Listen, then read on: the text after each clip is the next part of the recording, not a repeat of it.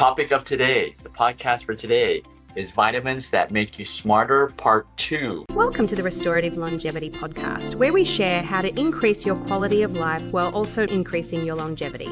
Now let's welcome our host, Jimmy Yen, also known as the AccuSensei. Jimmy is a licensed acupuncturist, herbalist, nutritionist, and restorative longevity expert dedicated to guiding you on your journey to vibrant health and lasting wellness. If you missed part 1, make sure you subscribe, go to our YouTube channel, and you can get part 1. There's a Restorative Longevity podcast. If you are not subscribed, please subscribe and get your friends and family to subscribe. We are going through step by step, one at a time, all the things that we can do, all the strategies that we can do, all the foods. We're focused on food right now, but all the strategies that you can do to achieve restorative longevity. Restorative longevity, most people haven't heard the term longevity, which means you live a longer life, right? That's partly what we're talking about with this podcast, but it's not all of it. So how is it different? Because there's so many longevity podcasts out there now, and a lot of these biohacking longevity. It's all about, hey, how can I live a longer life? Or hey, my knees are bone on bone and I can't play tennis anymore.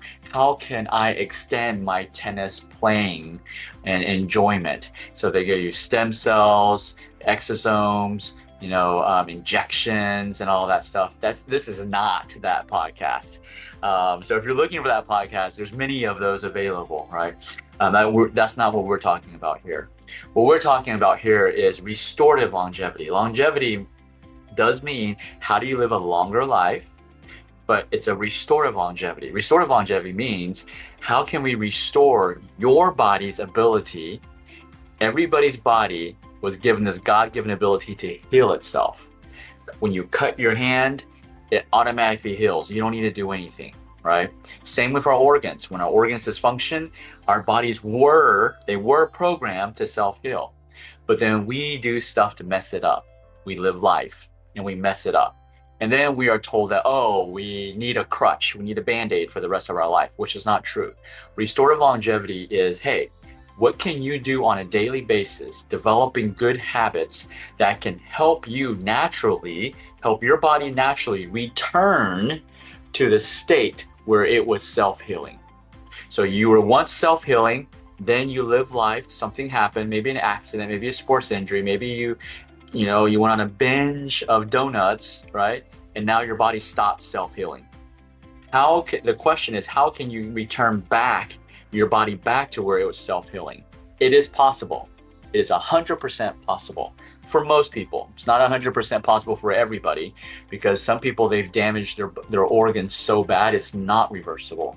But for majority, I would say for 90% of the people in this world, you can restore your organs back to where they were self-healing, right? So that's what this podcast is about. It's about how can I live a longer life, but also have a higher quality of life? Because if you've had surgery, you will probably experience this. You never feel 100%. Like you never feel like you were back before whatever happened and you had to have surgery, right? My mother-in-law recently got hit by a car and had to have surgery.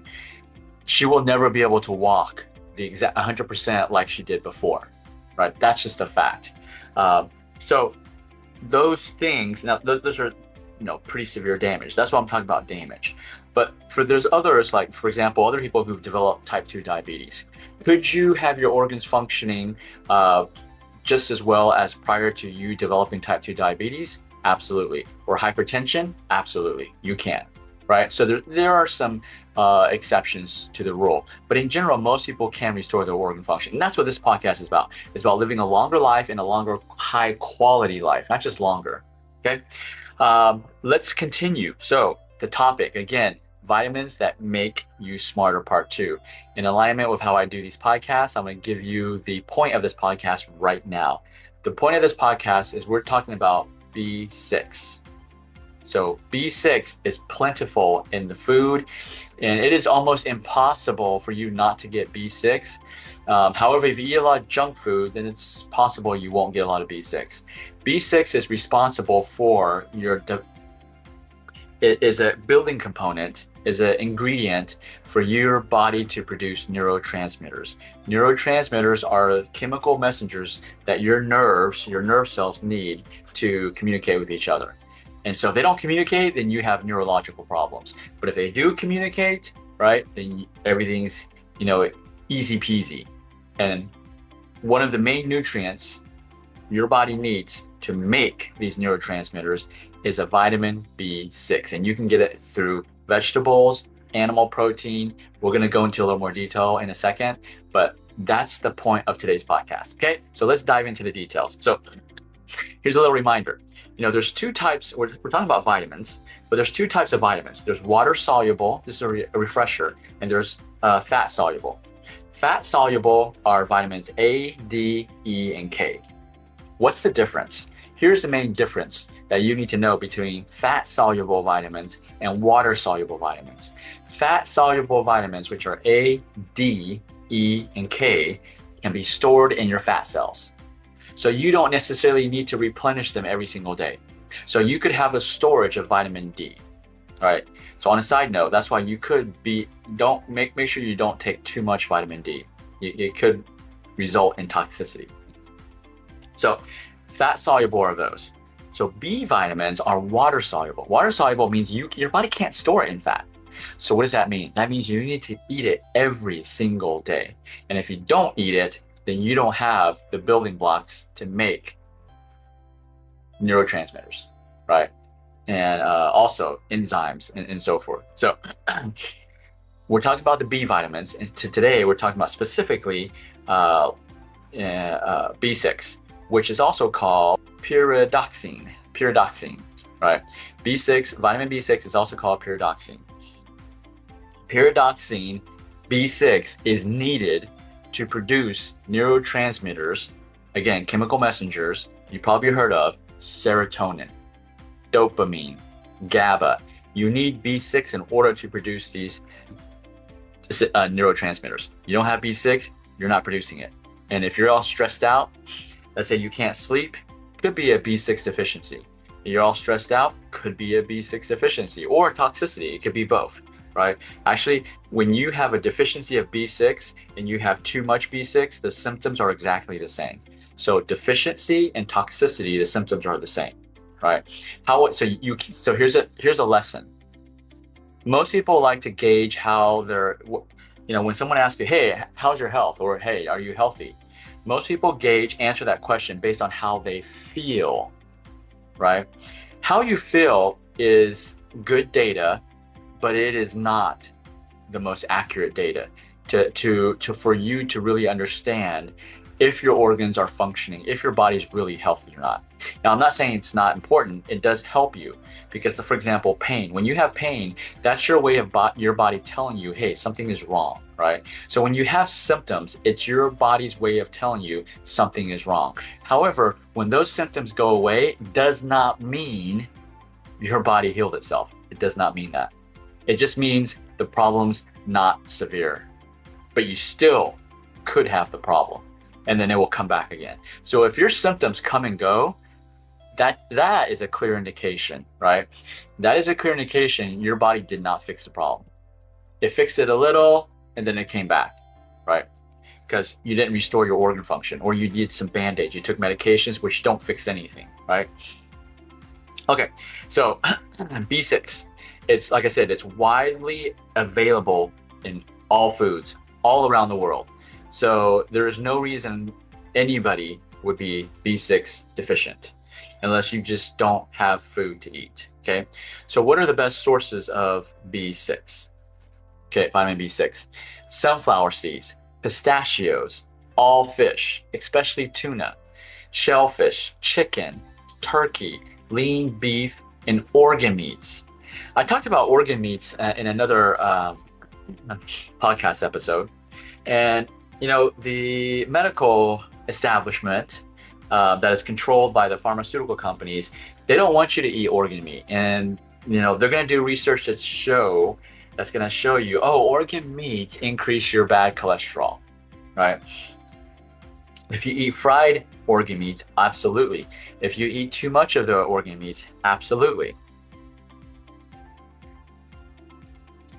But organ meats are crucial. If you don't have access to like, I'm an herbalist, so Chinese herbs.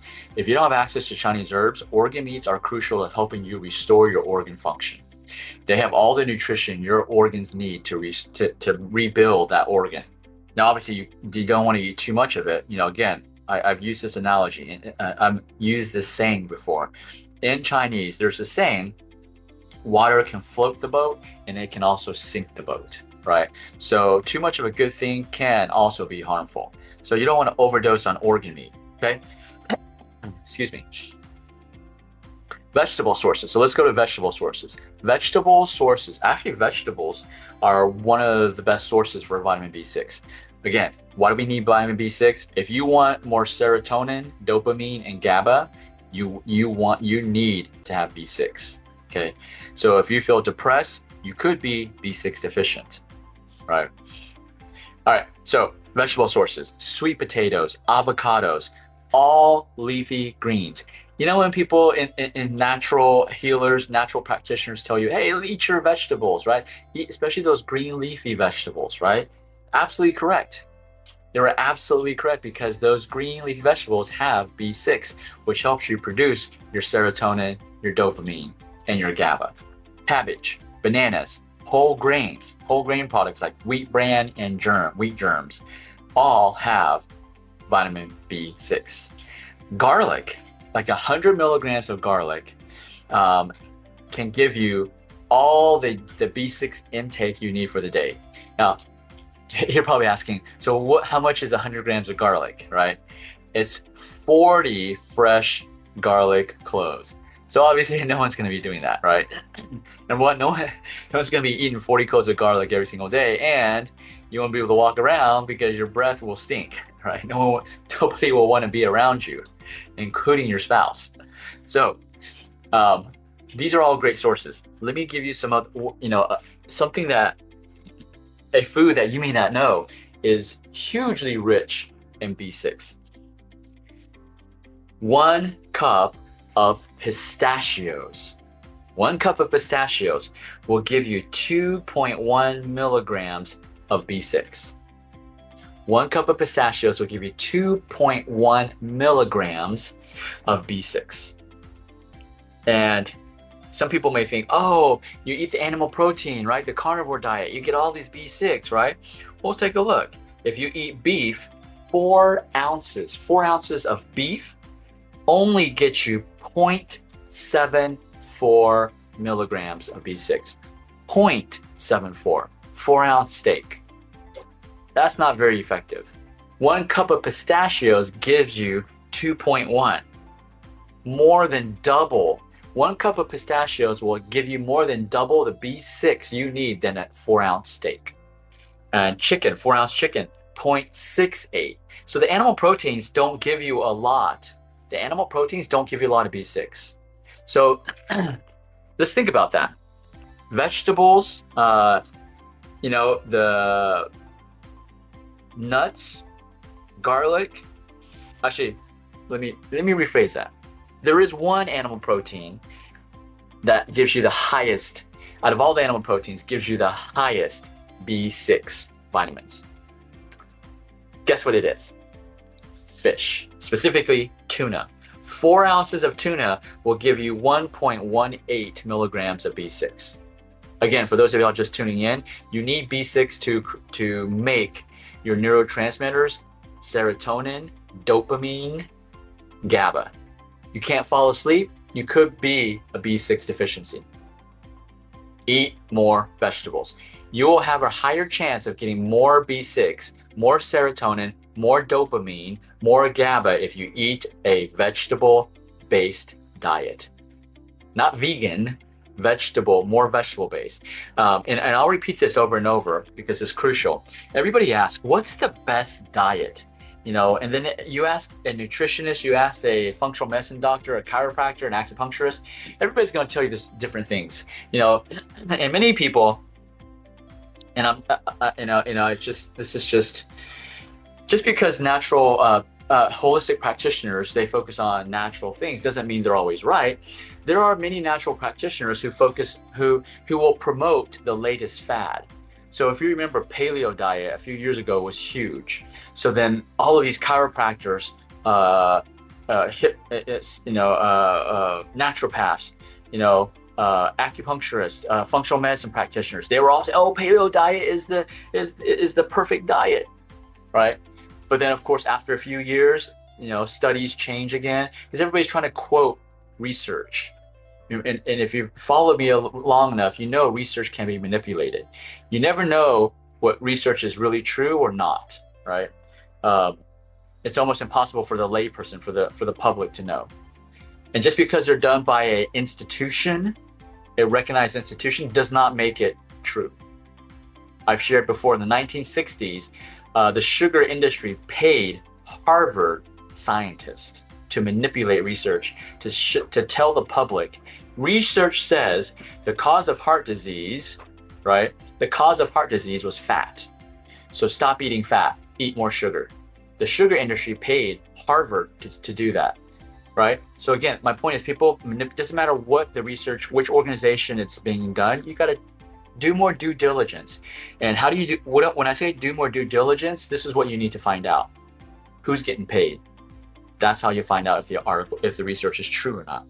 Okay, so coming back to, you want the best diet proven by thousands of people. This is not through research, not through research done in a laboratory. It's proven by communities all around the world, 5 main communities called the Blue Zones. They all eat a version of the Mediterranean diet. That is the best diet if you want restorative longevity. If you don't care about restorative longevity, every diet is good. Carnivore diet is good. But if you want to live a longer life and a higher quality of life, or if you just want to live a higher quality of life, the Mediterranean diet, a version of that, is the best diet. Okay? So that is the best thing. And the Mediterranean diet, guess what it is?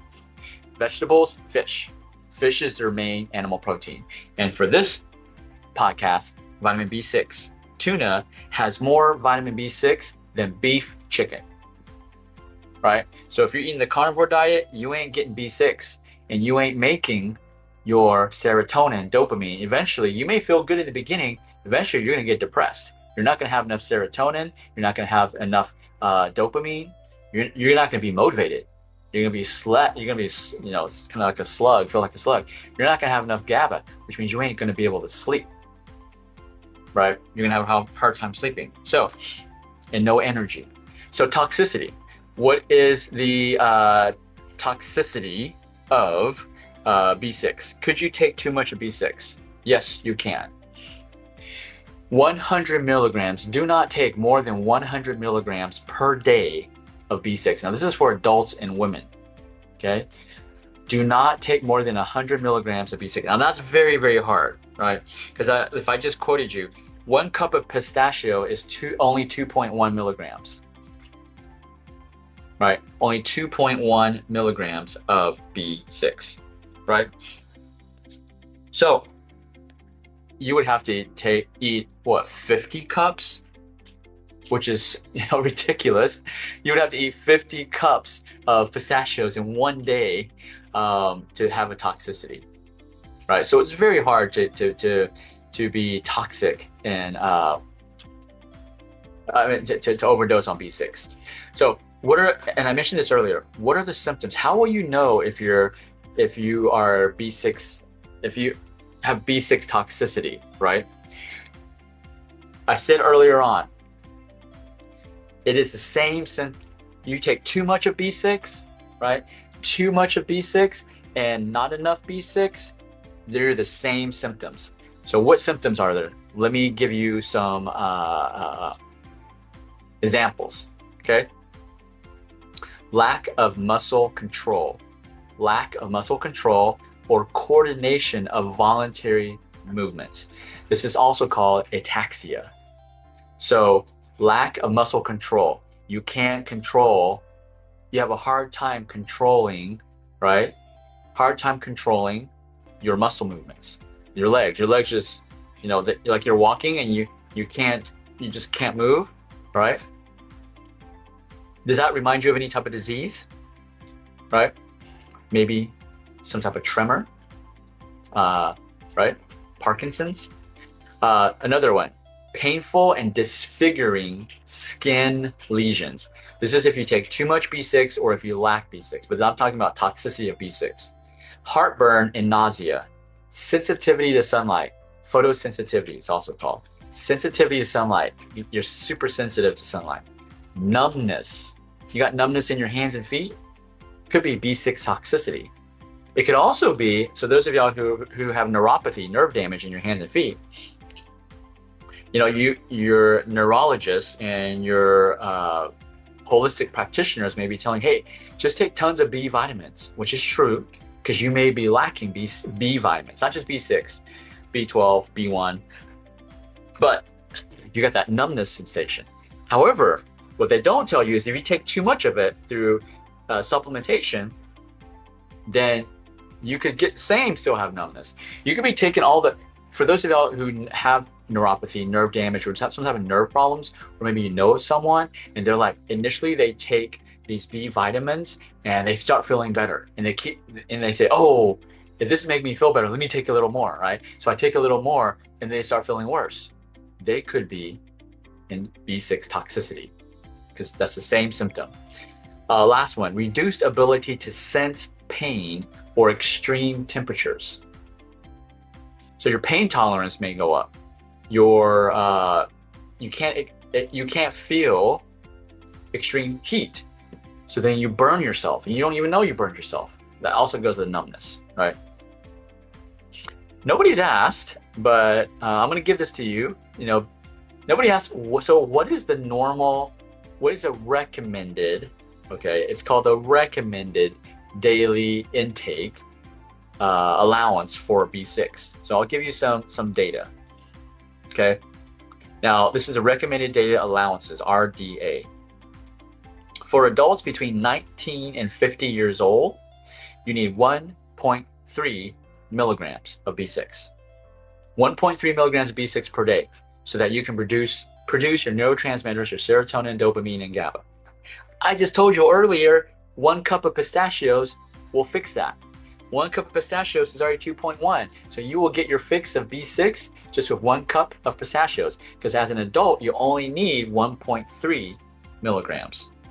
But if you're above 51, okay, a lot of the patients that we see at our clinic at Achieve Integrative Health, we help we focus on the senior population. So above 51 years old, you need a little more. You need 1.7 milligrams. Not much more. So again, 1 cup of pistachios solves the problem. Okay. Now, as a kid, you only need 1 gram.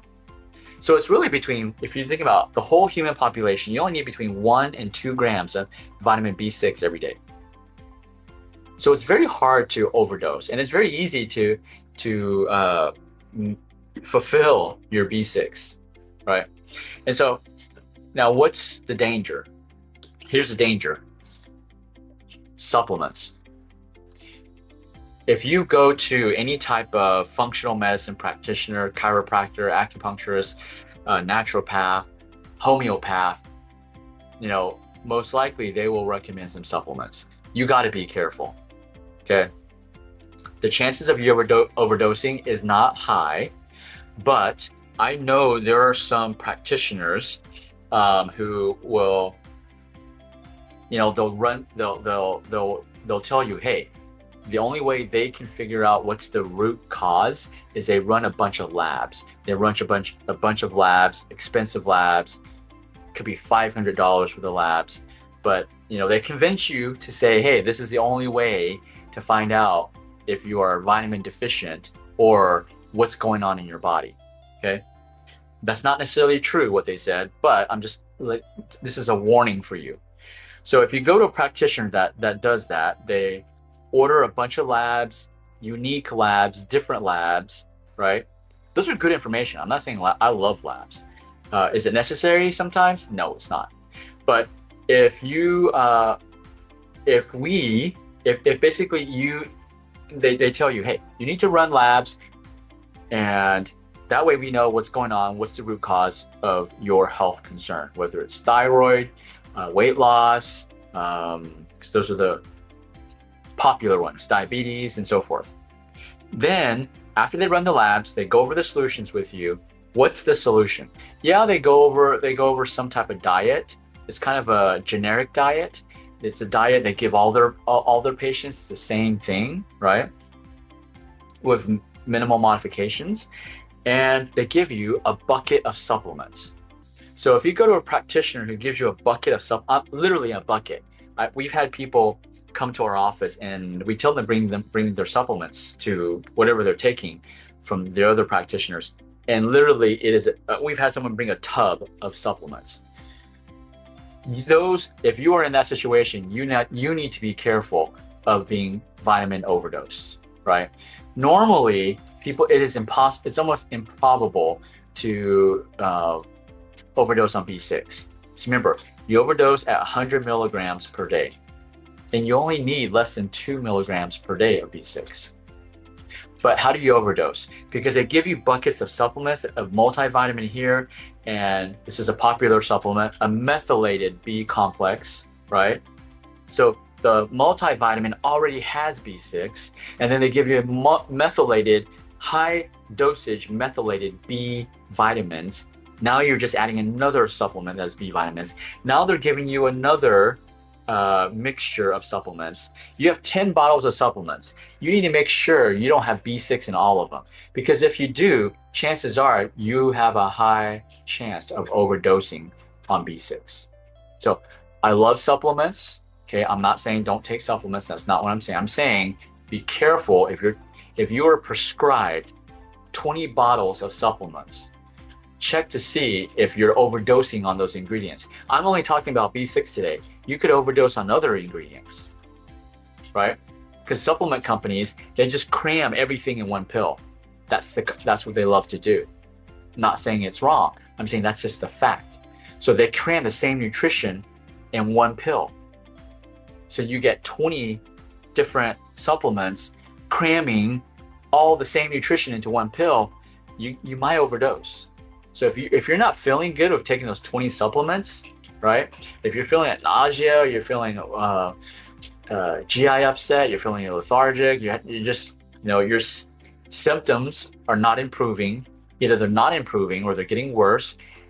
I would check your supplements. Supplements are not all natural. Most supplements are synthetically made.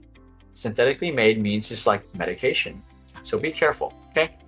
All right, let me answer your question. Would you say 10 to 20%, so the Jakub asked 10 to 20% meat and the rest vegetables would be a good ratio? Oh, great question. And the answer is yes, right? So 10 to 20%, when you eat 10 to 20% animal protein and the rest is vegetables and grains, okay? So yes, absolutely, great question. So yes, that is B6, right? So just a summary, you need B6 to produce serotonin, you need B6 to produce your neurotransmitters, serotonin, dopamine, GABA, right? You need those if you want more of those neurotransmitters. If you have neurological problems, it could mean that you are B6 deficient, right? And if you have, let's say, lack of motivation, could mean you are dopamine. So it's like lack of motivation. Okay, this is not about work ethic. Lack of motivation, more about life, living life. It's just like you're questioning, what's the point of life? You could be dopamine deficient. So you want to go just get a cup of pistachios, right? And start, but it's not, remember, a B vitamin is a water-soluble vitamin, which means just because you ate enough B vitamin B6 today does not mean tomorrow it covers for tomorrow. No, you have to eat it every single day, right? So mix it up with vegetables, green leafy vegetables. You need the B vitamins every single day to produce your neurotransmitters every single day. You lack, for example, if you start noticing Parkinson's, ADHD, your attention, your kids, they're not able to focus, could mean they're on junk food too much, they're on animal protein too much, and not getting enough B6, right? Actually, take that back. With the animal protein, you get enough B6 for the day. Because remember, beef gets 0.74, and kids only need about 1, right? But you have schizophrenia, that could mean a dopamine. If you're a dopamine deficient, could mean you're B6 deficient. You got moods, you say, you know, your spouse has moods that go up and down, could be a serotonin deficiency, right? Serotonin deficiency, again, needs B6. All right, guys, hopefully that was helpful. That is it for today for B6. If you haven't subscribed, make sure you hit the subscribe button. Yes, Kevin too, he said, TikTok is banned. Yes, that's why you want to come here to YouTube. I also do shorts. My shorts are also on this YouTube channel. And yes, so integrity means all. Ask, wow, it can cause Parkinson's and ADHD? Absolutely. The lack of it. It's not just the lack of B6, okay? But B6, lack of B6 can contribute to a decrease in the production of dopamine, which is a neurotransmitter. You need dopamine to prevent you from getting Parkinson's and ADHD. So hopefully that makes sense, right? So it's like B6 makes these neurotransmitters, and if you don't make enough of these neurotransmitters, then your brain goes haywire. And that's where you get Parkinson's, and that's where you have the attention ADHD, attention deficit. Start getting more B6. How do you do that? Don't supplement it. Start from food, right? Start from food. You can get all of this. You can get all the adequate. You do not need to supplement B6. Let me make this statement. You do not need to take a supplement for B6. You only need between 1 to 2 milligrams of B6 every day. If you eat 4 ounces of tuna, you're covered. You eat a cup of pistachios, you're covered. Okay? So you just start eating the right foods and you will get adequate enough. But you got to do it. Here's the problem. People don't do it consistently. Do it consistently and you will solve your B6 problem. We got some other B vitamins we can talk about, but today is only about B6, all right? Thank you guys for tuning in. I appreciate you tuning in every Sunday. I'll be back next week, Sunday, 8:30 Central Standard Time. Same channel, same bat channel, same bat time. Peace. This episode is sponsored by Achieve Integrative Health, the #1 acupuncture clinic in the US. We're grateful for their support in helping us bring you the Restorative Longevity podcast.